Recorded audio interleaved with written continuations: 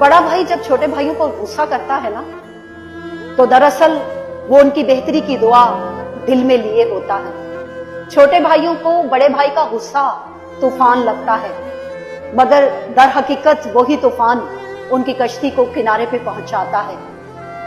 बड़े भाई का गुस्सा मोहब्बत की वो जबान है जो छोटों को हमेशा देर से समझ आता है।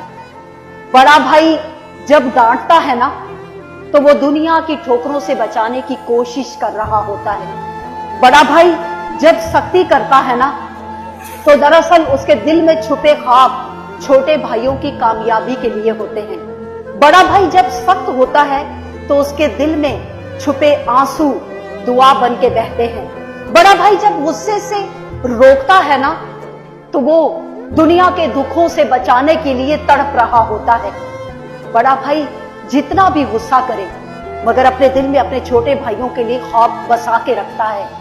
बड़ा भाई वो मुहाफिज है जो खुद टूट कर अपने छोटे भाइयों के लिए और उनकी सलामती के लिए हमेशा दुआ गो रहता है।